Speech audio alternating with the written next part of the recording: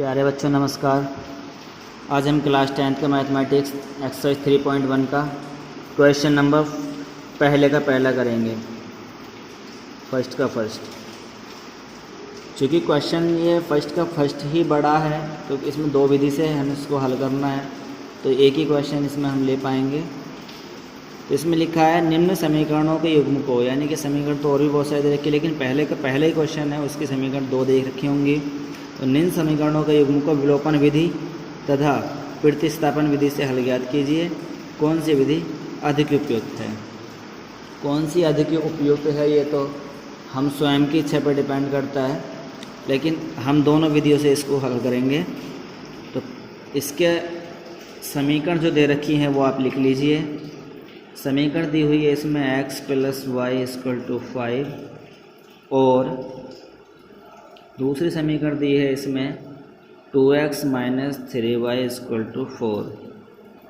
तो देखिए सबसे पहले इसमें लिखा है विलोपन विधि से करिए तथा फिर प्रतिस्थापन विधि से करिए। तो कोई से भी कर दो, पहले हम विलोपन विधि से कर लेते हैं। विलोपन विधि,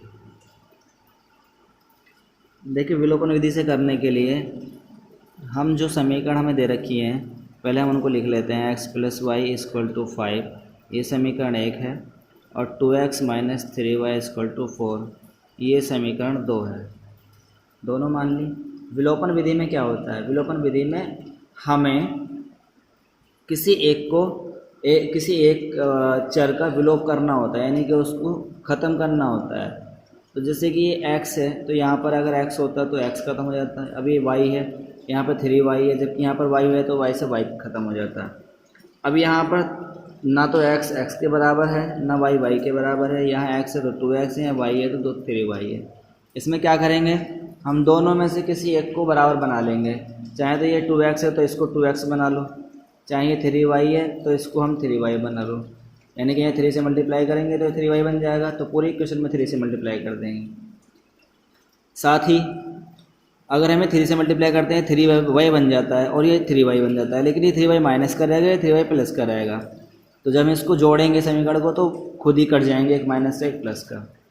यदि हम 2x है यहाँ पर इसको 2x को x को 2x बनाते हैं तो यहाँ पर ये 2x तो बन जाएगा 2 से मल्टीप्लाई करके, लेकिन ये भी प्लस का 2x रहेगा, ये भी प्लस का 2x रहेगा। तो ऐसी स्थिति में जब चिन्ह समान हो जाएंगे तो हमें समीकरणों को फिर घटाना पड़ेगा, क्योंकि घटाने से हमें एक समीकरण का चिन्ह बदल जाते हैं और चिन्ह बदल जाएंगे तो वो उसको कट जाएंगे।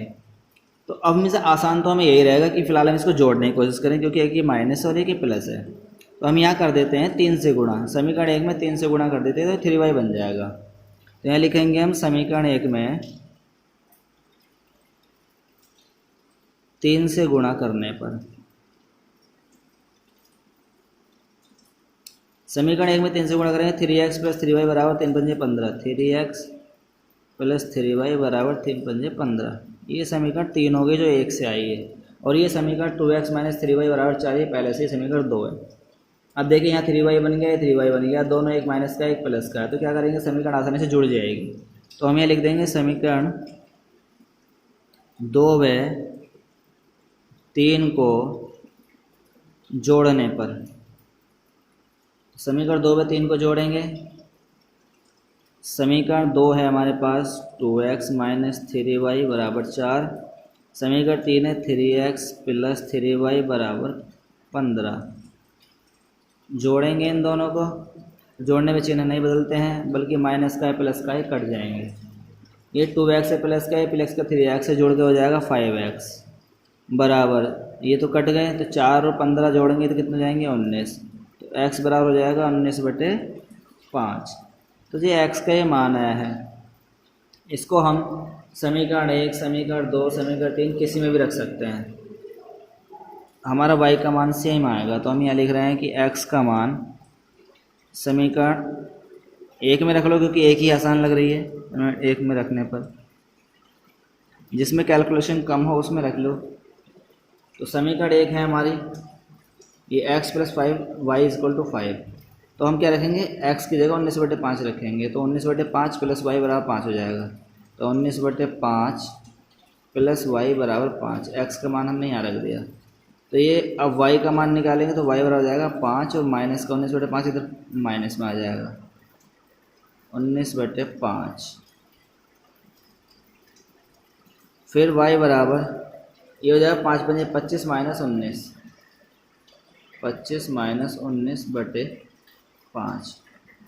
y बराबर 25 में से 19 जाएंगे कितने बचेंगे 6, तो 6/5 हो जाएगा आपका, ये हो जाएगा y का मान। तो इस तरह से हमारे पास x का मान भी आ गया 19/5, y का मान भी आ गया 6/5, दोनों मान हमारे पास आ गए। ये तो थी हमारे क्या विलोपन विधि।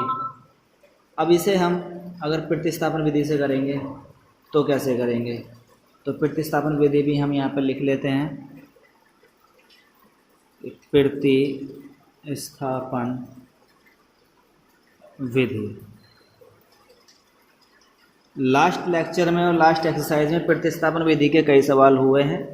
तो प्रतिस्थापन विधि को हम वैसे ही यूज़ करेंगे जैसे हम करते आ रहे हैं। उसका ये तरीका होता है कि हमें एक प्रतिस्थापित करना पड़ता है, विस्थापित करना पड़ता है, यानी कि या तो x का मान निकाल लो y के पदों में या y का मान x के पदों में निकाल लीजिए। तो उससे क्या होता है, अगर x का मान निकालेंगे y के पदों में तो x को समीकरण में रख देंगे, y का मान निकल जाएगा, और y का निकालेंगे तो x का निकल जाएगा। देखिए जैसे मैं समीकरण लिख लेता हूँ पहले दोनों, वो दी हुई थी हमारे पास कि x + y = 5 और दूसरी समीकरण दी हुई थी 2x - 3y = 4। इन समीकरणों में प्रतिस्थापन कैसे लगाएंगे, यहाँ पर देखिए अगर हम y का मान निकालते हैं तो y बराबर हो जाता है 5 माइनस का x, तो y का मान x के पदों में हो गया। आप इसे समीकरण ऊपर तक हम 3 समीकरण तक मान चुके हैं तो इसको 4 मान लीजिए, और ये जो है 2x - 3y = 4 ये पहले से ही समीकरण 2 हमने मानी हुई है। तो सवाल चूँकि एक है इसलिए समीकरण 2 को हमने ऊपर से यहाँ लिख लिया है, या हम इसको अलग भी मान सकते हैं, 4 के बाद 5 मान सकते हैं, फिर हम इन दोनों को सवाल चलते रहेंगे। चलो 5 मान लो, इन दोनों से अलग सवाल चलता रहेगा। ये लीजिए, अब यहाँ जो समीकरण 4 से जो y का मान आया है 5 - x, इसको समीकरण y 5 में रख देंगे y की जगह। तो यहाँ लिखेंगे समीकरण 4 व 5 से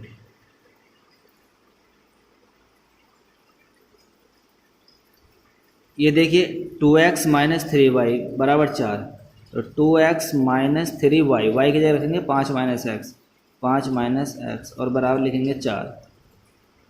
ये हो जाएगा आपका 2x माइनस, गुणा करेंगे 3 पंजे 15, माइनस माइनस प्लस और 3 के x में करेंगे 3x = 4।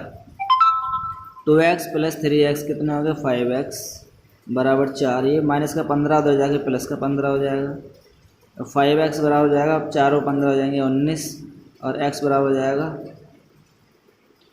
19/5, और पहले भी हमारा x का मान 19/5 ही आया। अब इस x के मान को समीकरण 4 में रख देंगे, तो मैं यहीं लिख दे रहा हूँ x का मान समीकरण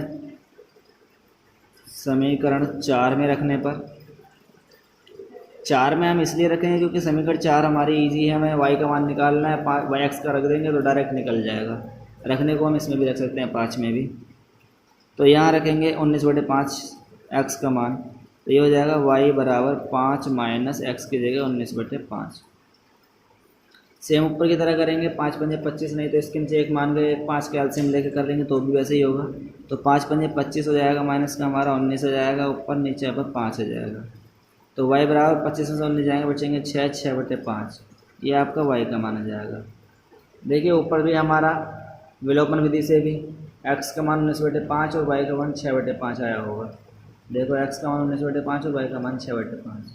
दूसरा मान ये है हमारा, x का मान 19/5, y का मान 6/5। दोनों ही विधि से दोनों मान बराबर आए हैं। अब ये लास्ट में इसने कहा था कि कौन सी विधि अधिक उपयुक्त है, तो देखिए ये तो प्रतिस्थापन विधि है और ये आपकी विलोपन विधि है। मेरे ख्याल से दोनों ने बराबर जगह घेरी है, दोनों ने बराबर समय लिया है। आपको जो लगता है आप उसमें उपयुक्त मान सकते हैं, तो इसमें ये लिखने की ज़रूरत नहीं है कि कौन सी विधि अधिक उपयुक्त है। आशा करता हूँ समझ में आया होगा। आप इसकी वजह से आगे के सवाल करेंगे। धन्यवाद।